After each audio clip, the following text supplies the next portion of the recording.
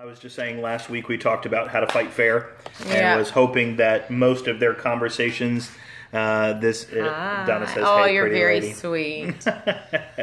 We But- also talked about Micah 6:8, where the Lord tells us that we should do justice, we should love mercy, and we should walk humbly, and those are the things that the Lord requires of us.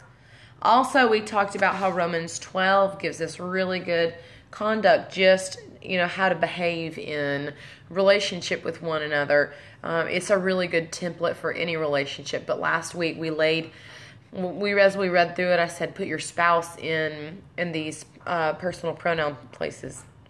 And then Philippians 2, also last week we talked about having the attitude of Christ, who didn't consider equality with God something to be grasped, but took on the very nature of a servant. Yep. And so we talked about Gotta serve your spouse. Mm-hmm. Yep. Okay, so this week we're going to be talking about what your family actually needs. And I think inside of that question, what does your family actually need? I think the ultimate answer, and we mentioned this riding home in the car, the ultimate answer is that your family needs you guys, both the husband and the wife, to have a good marriage relationship. And it all flows from that central idea that if you guys are together and if you guys are in harmony, then everything else will kind of fall into place, because everybody's kind of learning and they're gravitating around the gravity that you guys are as a married couple, that we are as a married couple. Talk to me a little bit about that. talk to you about what Well, you had a bunch of stuff written down, so I was segueing into your stuff. Oh, okay.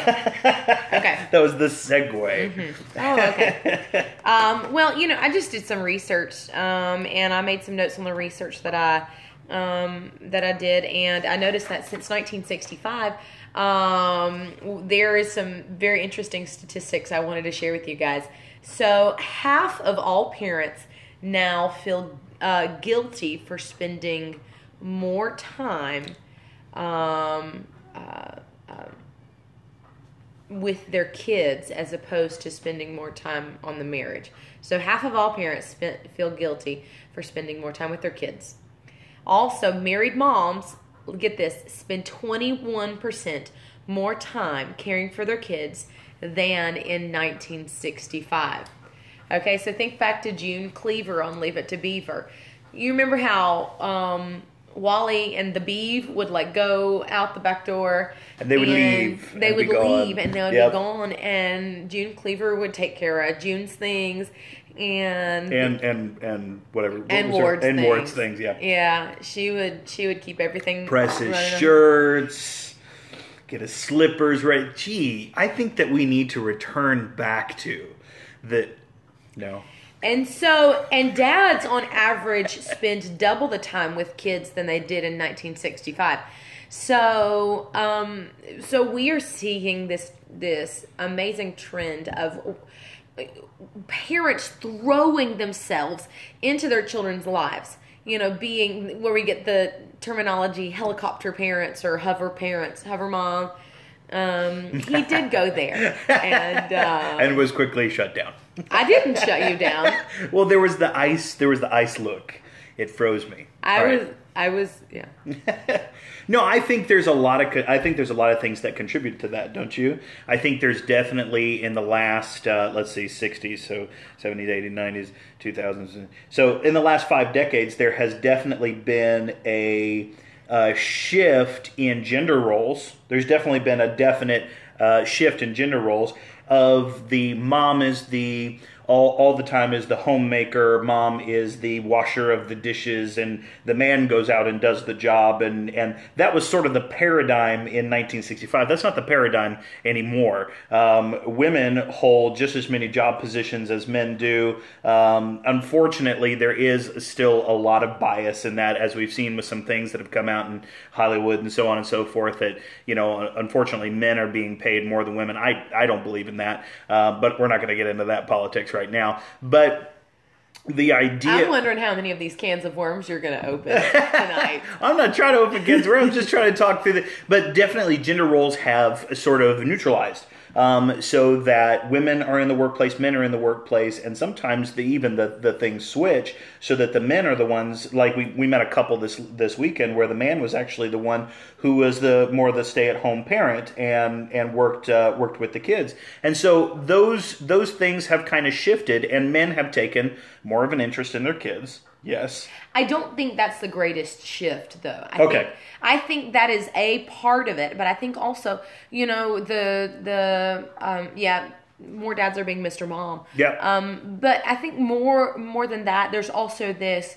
I'm going to call it a baby Einstein movement, where we've become more aware of development. We've become more aware of what we put in our bodies and in our kids' bodies, and we've become more aware of what we're doing to ourselves. And with the explosion of the internet that has become a reality, everybody now knows everything about everything.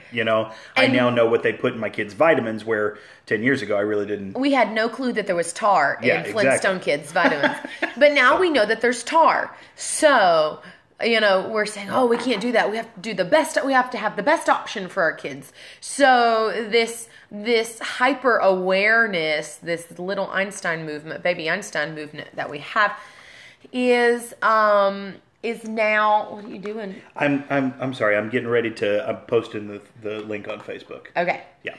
So this hyper awareness movement is creating this notion that we have to throw ourselves into our kids.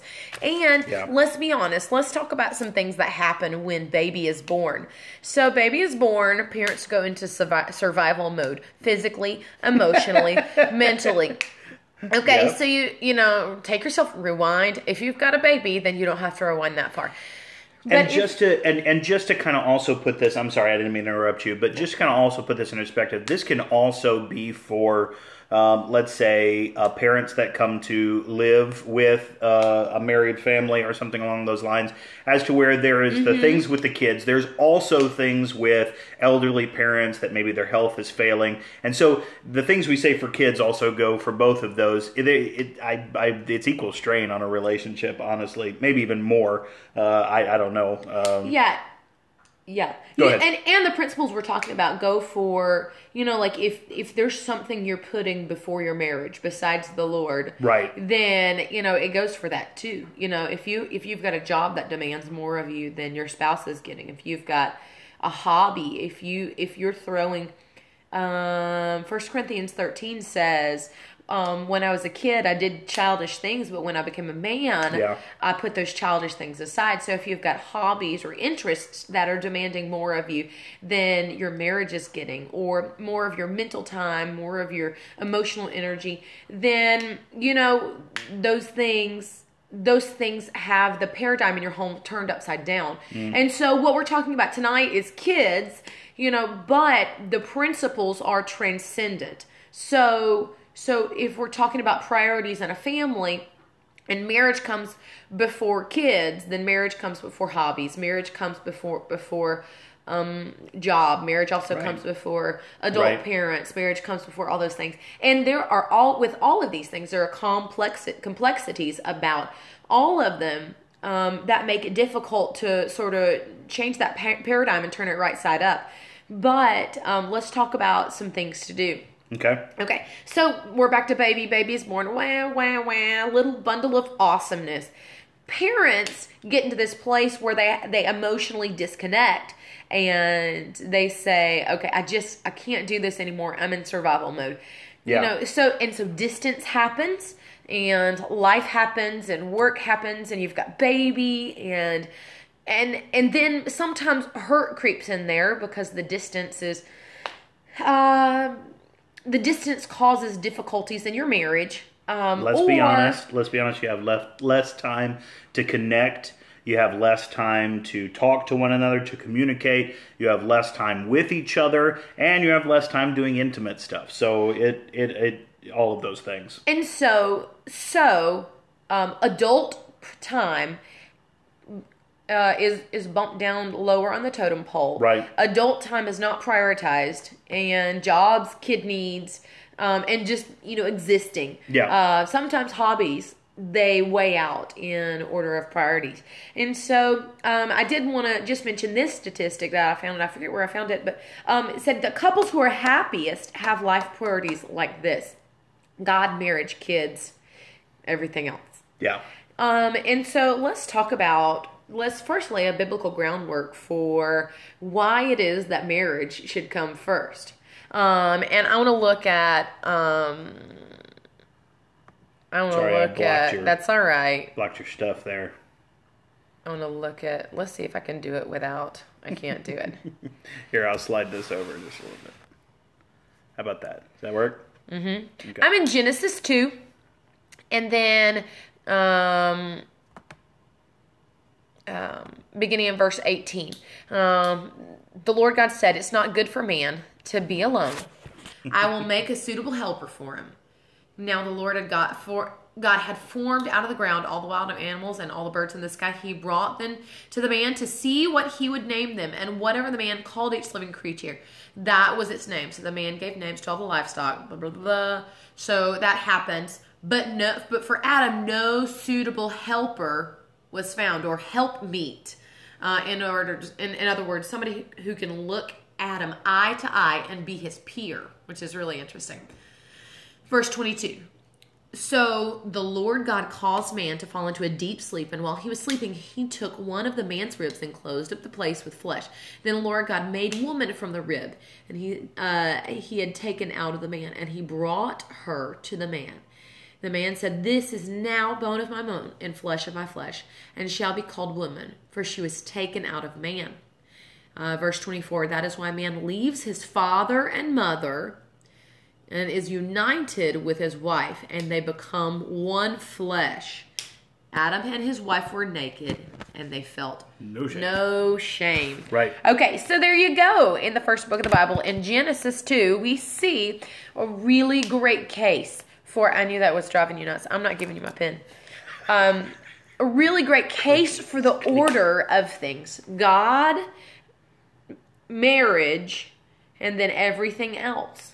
God saw that Adam was lonely, and God said, "I'm going to give you someone that you can look eye to eye with, who can be your peer. I'm going to give you someone for companionship." And God even knew the need for companionship, because he said, "You know what? I created all this, but I'm going to create humans because I want companionship." Well, the fact that the divine creator created us specifically for communion. I mean, and what I mean is this. So he creates us so that he will have communion with us, because God is love, and let's be honest, love is empty if it's not for someone. Okay, so I'm not saying God was empty. That don't catch me on that one. Okay, but love has a purpose towards another individual. Love is received in order that love can be poured out. Yeah. So in other words, God creates us to love Him and for Him to love on us.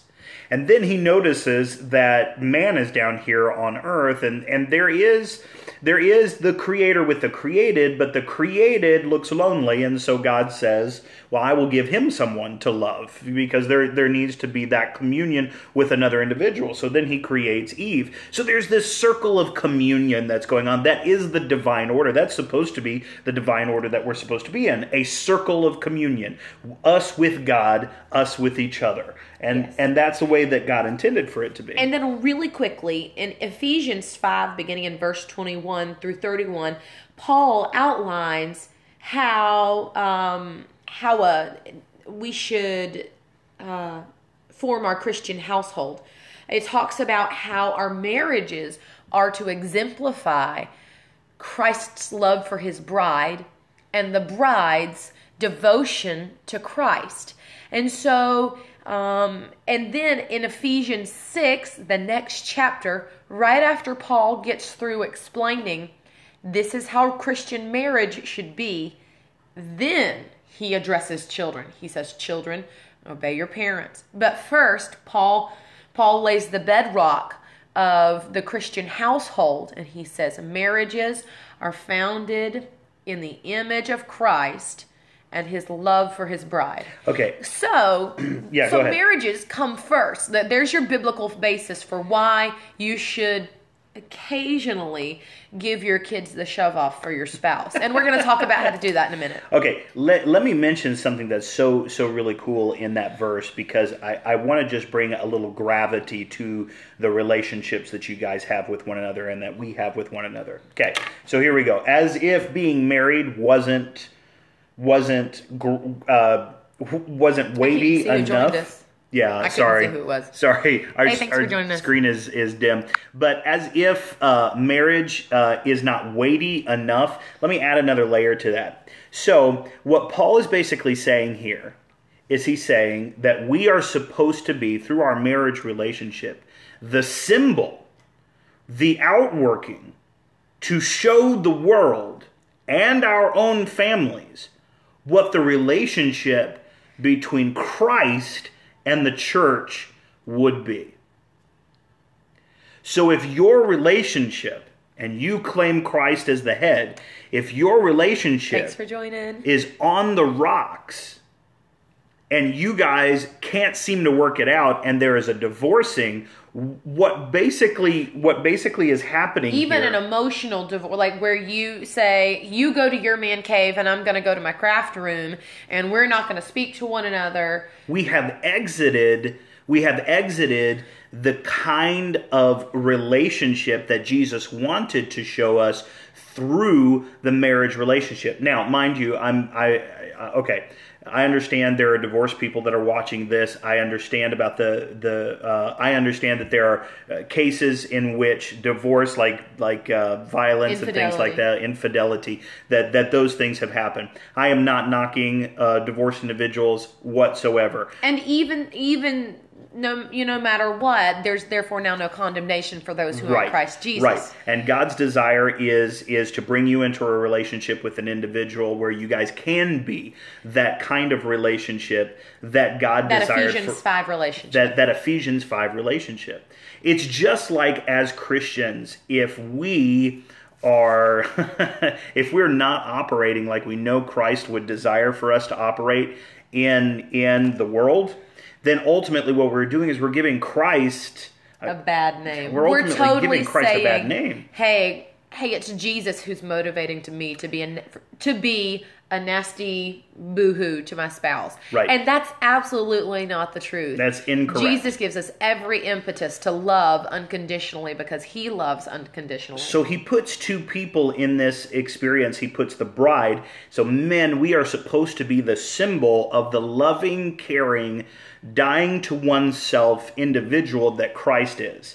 And for females, he puts you guys in the bride aspect, the ones that the ones that the ones that help pave the way for the groom, the ones that bring into communion with the groom, the ones that help to love on the groom and help to bring about provision in the life of the church as the groom is a part of. So there's a divine dynamic that exists there, both the love and the respect between the two parties, and the a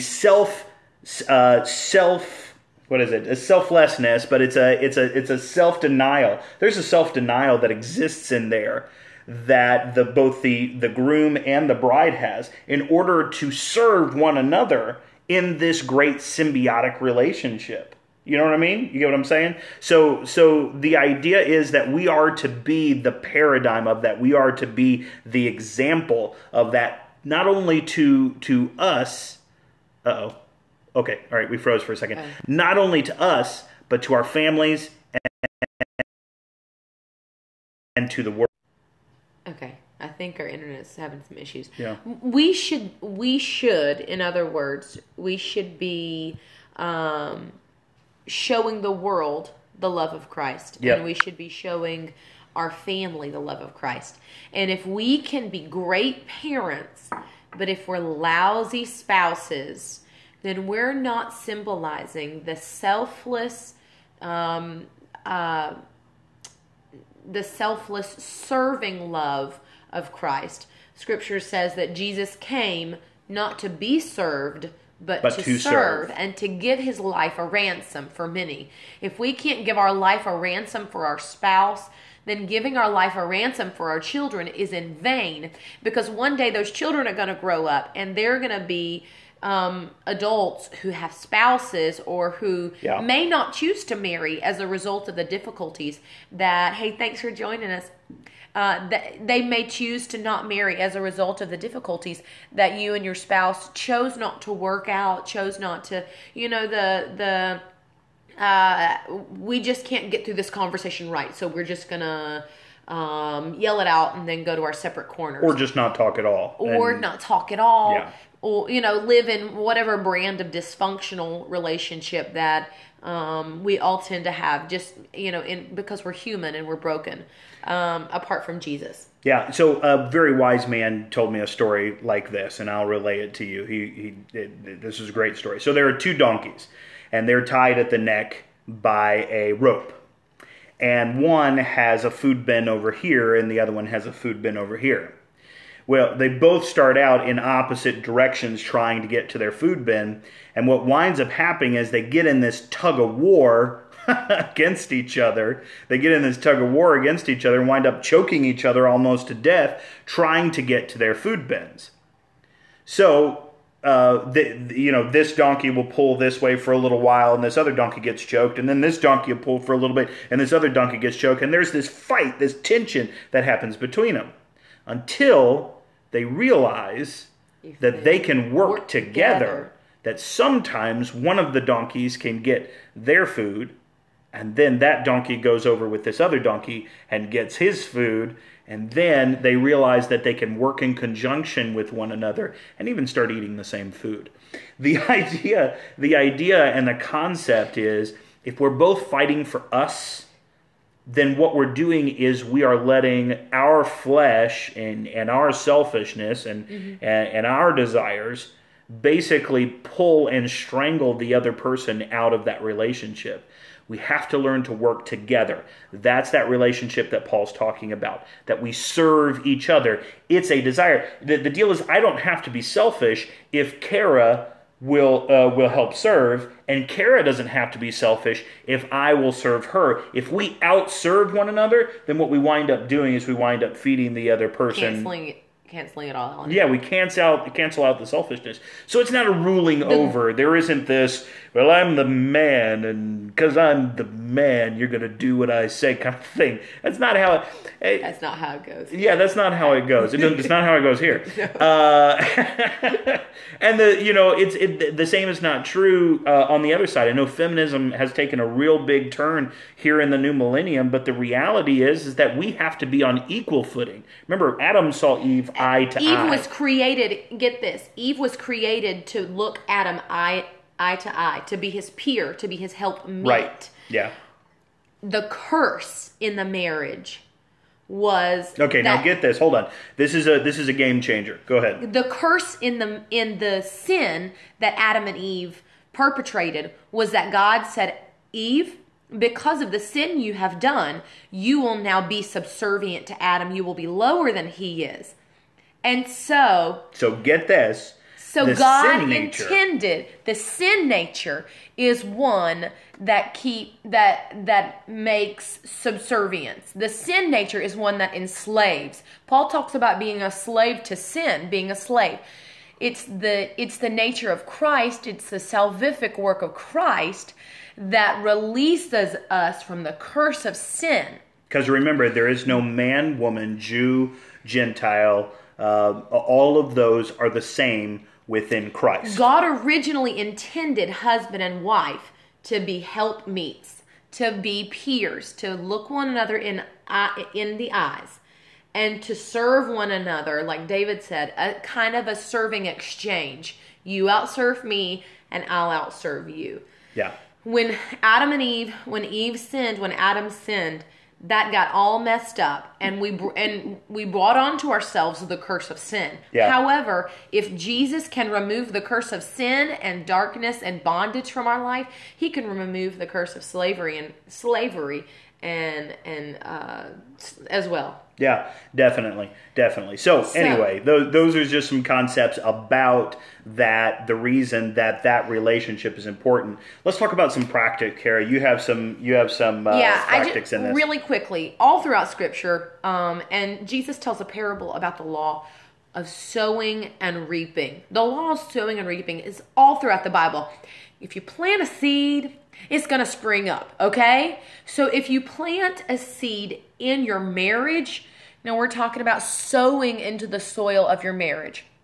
If you plant into the soil of your marriage, plant a seed, and you water it, and you come back and you tear the weeds away, and then you water it, and you make sure that there's no obstruction to the sunshine, then eventually something's going to sprout up out of that. Right. However, if you're tied up with job, if you're tied up with children, if you're tied up with meeting other people's needs, and you don't even have an opportunity to plant a seed in the soil of your marriage, or if you plant it but walk away from it and you don't tend to it, hey, it's Brandy. Hey. Okay. Hey, it's good to see you. So if you don't tend to that seed, then you're not that it's going to be choked out by the weeds, or there may be an obstruction to the sunshine, or it may need water. Yeah. And so you get out of the relationship. Ultimately, you get out of the relationship what you put into the relationship. Yes. So the law of sowing and reaping is in effect for your marriage. If you put something into your marriage, you're going to get something out of it. Now, hopefully, you're going to put something good into it. So now, but here's the helpless feeling that comes along with that. Let me just say this. Here's that helpless feeling that comes in where you say, well, I've been sowing all this time, and this... We're talking about kids. Huh? We're talking about kids, not Discord.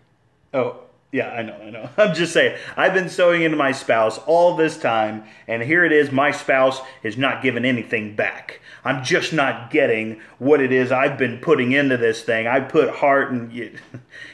That's that. It doesn't take two people to plant a seed. Right. It just takes one person. It just takes one person. And the reality of the situation is when we get into those moments where we say, well, you owe me. Those are the three words that will kill any relationship. You owe me. Yeah, we said that last week too. Yeah. I mean, that really will be the kicker. The reality is your spouse may be giving. It just may not be in the way. It may, or the effort may not match the effort you're giving. Be patient. We'll get there in a minute. But yeah. I think what David's talking about is, when there's difficulty in a marriage, the mom, I'm going to make overarching generalizations, so bear with me. This may not be how it is in your family, but just bear with me. This is typical. When there's marital issues and the marriage gets put to the back burner, typically it's either because or this is the result that the mom throws herself into the kids. And then the dad either throws himself to work or into something else and says, okay, well, my wife has the kids. I need to keep my distance from her. So I'm just going to go over here and do this thing. And the wife says, well, he's not, he's not investing in me. So I'm going to throw myself into the kids because the kids love me and the kids show me affection. Right. And so, and then, you get your marriage, like we talked about just a minute ago, all turned upside down. The paradigm of your marriage is turned upside down. Yeah. However, okay, I'm going to look you in the eye real quick. Somebody's got to be the bigger person at some point, okay? You may be really mad at your spouse. Your spouse may be neglecting you. Your spouse may be throwing him or herself into your children. Your spouse may be engulfed in work. Your spouse may be playing games. I don't know. But at some point, somebody's got to be the bigger person. So just go ahead. Put your big girl boots on. Or big boy boots on. Put your big boy boots on. Cowboy. And decide right now. I'm going to be the bigger person. Okay? So now that we've decided it's going to be you. You're the bigger person. You're going to be the giver. You're going to be the giver. Okay, let me bring in a phraseology here. That is so important. The person who has the most power in the relationship loves the least. Just let that sink in for a second. That's not a phrase that you should use to indict your spouse.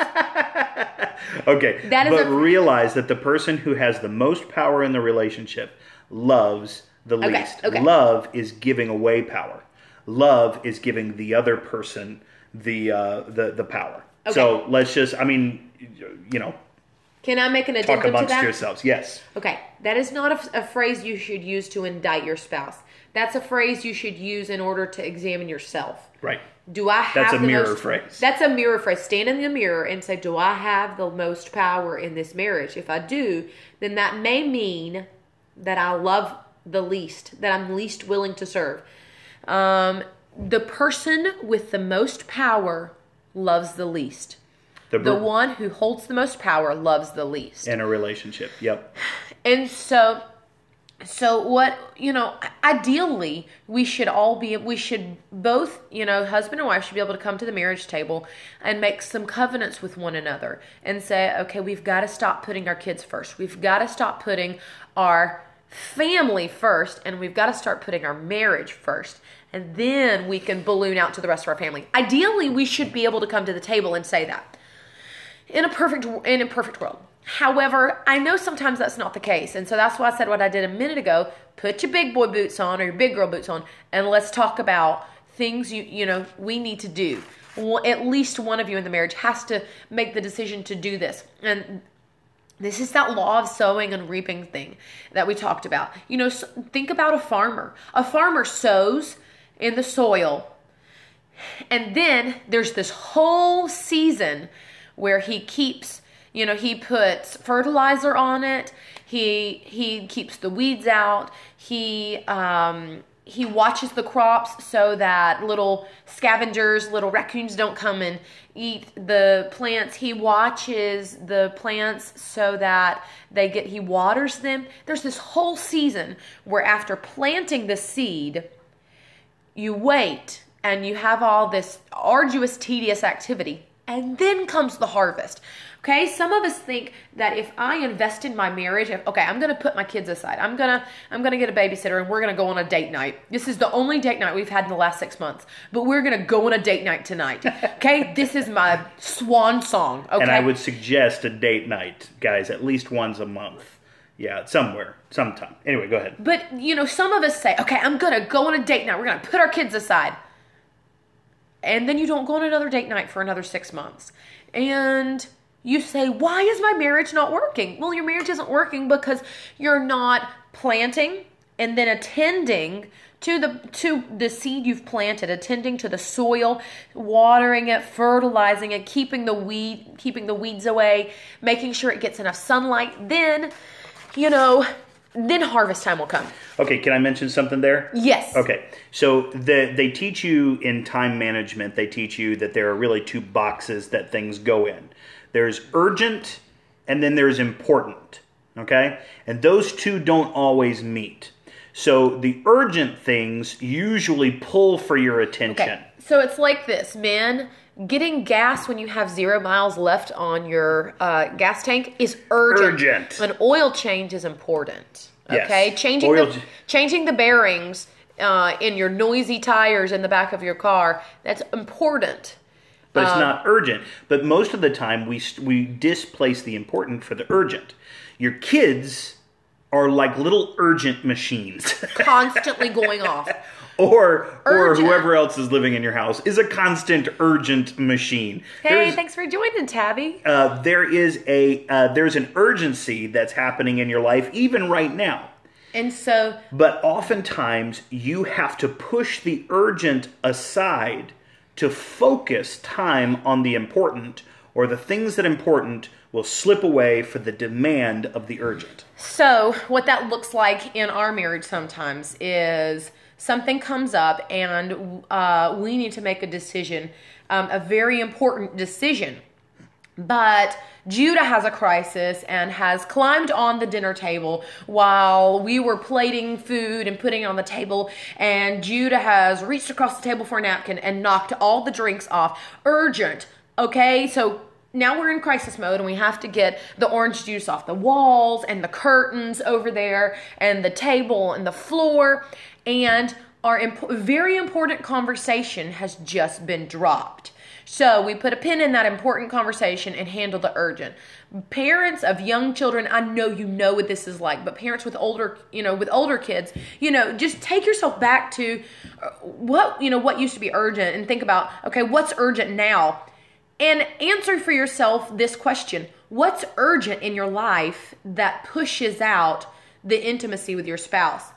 For us, it's the tyranny of our schedule and... work is the same exact way. Work is always urgent. Your boss is always going to want something. The way that Jesus put it was this. Mary came in, broke the jar, put it at his feet, and one of the disciples said, hey, we could have sold that and given the money to the poor. And Jesus says, the poor... you're always going to have with you. Okay. She is worshiping me. It's the Mary and Martha situation, too. Martha was busy trying to fix the house. Mary's sitting at Jesus' feet. Martha gets angry. Why are you sitting at his feet? I got this whole house that I got to clean. The urgent cannot take the place of the important. So, in your marriage, using the Mary and Martha concept is really, really, really good. Yeah. So, what's urgent, what's important, we need to have Mary moments with our spouse where we just sit with one another, where we build our marriage. And you don't have to just sit. That was just part of the Mary and Martha story. But sometimes there are Martha things that have to be done. And you know what? Sometimes we get the partnership of our spouse. Sometimes we don't get that luxury just because they're going in the opposite direction than we are. But those Mary moments built in there will ensure strength in the Martha moments. We cannot flow from urgent moment to urgent moment to urgent moment without building in those important moments. Let me say it that way. And you have to schedule those in. You cannot flow from Martha moment to Martha moment to Martha moment without building in the intimacy of the Mary moments. And your marriage has to be sustained through the Mary moments. Some of us think, people like I am think, okay, we've got to get this done. We can't do anything else unless we get this done. This is more important. This trumps this. This will facilitate the Mary moment. However, your life with your spouse cannot flow from your Martha moments. It has to flow from your intimacy. Okay, so Kara and I had a big fight, 6 months ago, maybe even a year ago, about the fact that I couldn't get a kiss from her when she was in Martha mode. I was going 90 miles an hour. And she couldn't understand why I wasn't going 90 miles an hour with her. And I said, just stop for 5 seconds and kiss me. Just kiss me for 5 seconds. And we had a huge blowout over it. It was stupid, Anyway, the concept, though, was that I wanted to know that she was willing to put away the urgent for our relationship. She was willing to not clean that toilet for the urgency, for the importance of connecting with one another. I still maintain that I was right. So, okay. Anyway. But I've got some really good practical application for us, but go ahead. I keep interrupting you. No, that's all right. Go ahead. Practical application. Right. Go ahead. And I want to just say this, because moms tend to forget this. Your kids will leave you one day. You will not have that job anymore. Those things are temporary. God intends for your marriage to be forever. To outlast. God intends, this is a union, we talked about this is an Ephesians 5 union that is supposed to be like our commitment and covenant with Jesus. So your marriage is supposed to be forever. Yeah. Your kids are going to leave the house one day. That thing that obstructs your marriage will be done. But your marriage has to have legs to continue the journey on. So let's talk about some practical ways that we can make that happen. Okay. So that when the kids are moved out of the house, so that when you have moved on to that next job, or so that when you have retired or whatever, when you look your spouse in the eyes in 20 years and your life situation has changed, and the kids aren't at home, and you're not at that job anymore, and that that tyrannical thing that's in your life right now is not there, you need to be able to have some reasons to connect with your spouse. A foundation. And you need to have a foundation. Yeah. Dr. Dobbins, who has passed away, but he's a counselor. He saved our marriage. He saved our marriage. He's a counselor that saved hundreds of marriages, I can say easily. Yeah. He said that, I have just totally lost my train of thought. I did that a couple of times too. You're talking about a foundation. We got to stay in a relationship with one another. That after the kids leave, that kind of stuff. I don't know. All right, let's go to the practice.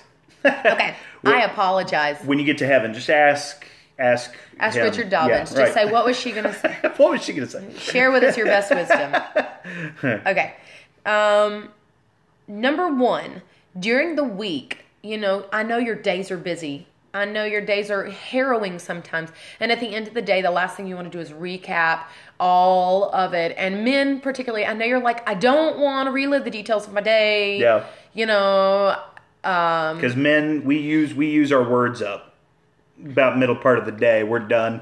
Okay, and then women have some 10,000 words a day that they want to use, and Guys men like, have like 5,000 or like something. Like it's a legitimate thing where men are between 5,000 and 7,000 words. They're like done. We're done. Okay, we've done our communication quota for the day. Give weekday highlights. Number one. Number one, weekday highlights. So share the high point of your day. And share the low point of your day. And I actually learned this also with Isaiah, because Isaiah would get in the car after school and I'd be like, tell me about your day. He says, do I have to? I really don't want to. So okay, talk about the parking ticket that you got. This is important. Now, this is important stuff. This is important. Okay, so talk about the parking ticket. Tell I got a parking ticket. And is that a high point or that's a low point? That's a low point. And that call center that I was trying to get through to a manager on, I finally got transferred 72 times, and I got transferred to the person I needed to talk to. And so I had call center success. I spoke to the person on the phone I needed to talk to. Okay, men, you need to start now recognizing those points in your day. Okay, so when you go to work, when you are with doing whatever you do during the day, remember to make note, and you may even need to get a little sticky pad and start writing this stuff down. My mother-in-law in order to make some notes to have something to talk about. My mother-in-law says she sent my father-in-law to work with a notepad around his neck where he was supposed to write down important things, and she said that he eventually started writing things down. So it doesn't have to get to that. Just a high point and a low point. So weekday highlights, okay? Number two. You get a notepad, and you get a notepad. You all get a notepad. Okay, number two, don't coast. Okay? There are seasons in your marriage where they're going to be good, and that's great. Don't coast in the good times, though. And don't rest on your laurels. Don't rest on your laurels. Yeah. The things that used to be good about your marriage, don't expect them to be good in the future. Put work in it. Yeah. We talked about it a minute ago. Plant the seeds of the fruit that you want to see spring forth. So don't coast. Proactive communication, proactive investment in your marriage. So don't coast. Weekday highlights and don't coast. Number three, plan less time with your kids. And or job. And or that other thing. That other thing. Plan less time with your kids. I'm going to say it one more time because it's important. Plan less time with your kids. Okay, can I entrance and say this? Your kids need to see you guys spending time with one another. Just like they need to see you doing a devotion with the Lord, they need to see you putting your marriage first, because that will help them to have a healthy marriage. They need to see you say to them. They need to hear you say to them, honey, I love you. You are very important to me. But Daddy and I are going to go get our dance on, because that's important too. Okay. All right. So also, that's important for them to hear, because they're going to catch that for their relationship. And wean them off of you, because honestly, they don't need you that much. They need to individuate, and they need to see you individuating. Dr. Spock would really disagree with you there, but plan less time with your kids. Number 4, make time for alone time. Which is different than plan less times, because on Saturdays, David and I plan like lots of family activities. Sometimes However, we let the kids play in their playroom, and we do other things while they're milling around and playing by themselves. Remember we talked about how just earlier in the evening, we talked about how June Cleaver would send Wally and Beaver out, and they'd just walk out the back door, and they'd just go and they'd, report back in for dinner. It's gonna be okay if your kids play without you. It's gonna be okay if there's less family time at home, because your family can't be built on your kids. It's got to be built on your marriage. Make time for alone time is different. Immediately when you say make time for alone time, I know that there are two different crowds out there. There's the men and the women, and you may be different than this, so I'm not trying to bring that on you. But immediately when I hear make time for alone time, I'm like, wow, wow, wow, make time for alone time. Yes. And the women are all like, oh, time that I get to talk with you. Yeah. So anyway, there needs to be an understanding about what your alone times are going to look like. You get what I'm saying? So work that out. Okay. But alone times don't have to be expensive. This is number 5. Yes. Be a cheap date. Yes. Okay. You know what? If you have to choose either a babysitter or out somewhere, then choose the babysitter. Always choose the babysitter.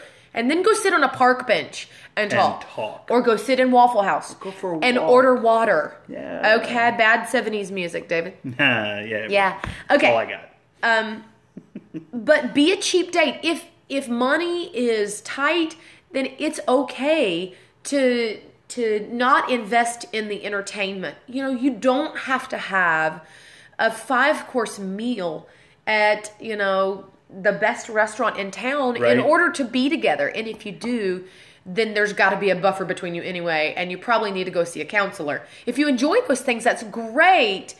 But I just want to say, your dates can't be about the entertainment. They've got to be about connection. It can't be about the activity. So a park bench is great, just go home and send your kids somewhere else and go Netflix and chill. I mean, but you've got to be with one another. Sure. You've got to. Sure.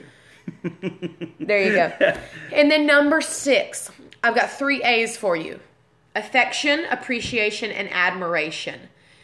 These need to be a little bit of a constant trickle. You know how in the winter, like maybe tonight, since the low is 26 in Columbus, you know how you'll leave your faucets on drip so that your pipes don't freeze? And if you don't know that, it's a good thing to know. If you don't leave your faucets on drip and let the water, just a tiny trickle. That's when it goes below, when it start getting in the single That's like digits, Minnesota weather. Yeah, right. But go ahead. But your pipes will freeze and they'll burst. And just like that, if you don't have a constant little trickle of affection placed here, and appreciation placed there, and admiration placed, inserted over here, then, your marital pipes are going to burst eventually. They're going to freeze, in lots of different ways. They're going to freeze in the extreme cold, and then they're going to burst, and you're going to have a plumbing issue in your marriage. So what you need to do is just put a constant trickle of affection, appreciation, and admiration. Okay, guys, get out your phone right now. If you're using your phone to do this, then don't do that. But write this down. Get out your phone right now. I want you to open up to your time app, your clock app, and I want you to put a time in your day. 2 o'clock, 3 o'clock, 10 a.m. Put a time in your day where you can send a note to your wife letting you know that you're thinking of her. Okay? Do that right now. Just make a timer every day, that you're at work, all the weekdays, and let them know that you're thinking about them. You have no idea how far that goes to let the other person know. And let me just say this: you don't do these things just when you want to have intimate relations with your wife. Okay, that's not the time to start pouring these things on. The time to start pouring these things on is now. Is when or like when it seems that you guys are in a very tight place and you're not having great relationship, that's the time to start doing these things. Okay? Because we talked about earlier how women need to do this too. Yes, they do. Yeah. We talked about how, sometimes one-sided, difficult relationships where one spouse feels maybe like they're giving more than they feel their spouse is giving. This is one of those sowing and reaping things. If you sow affection, then you're going to reap affection. If you'll model the behavior that you would love to see from your spouse, then eventually your spouse is going to get it.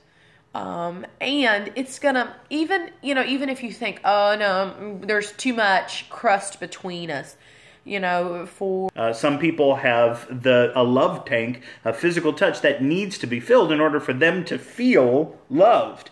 Words of affirmation is another one. Quality time. Quality time. Now, Kara's is quality time. She wants, at least it was a few years ago. And they do change over time. As you mature in different seasons of your life, they do change. But the 5 are quality time, words of affirmation, physical touch, gifts, and somebody help me out if you've read the book. Well, that's 5, isn't it? No, that was 4.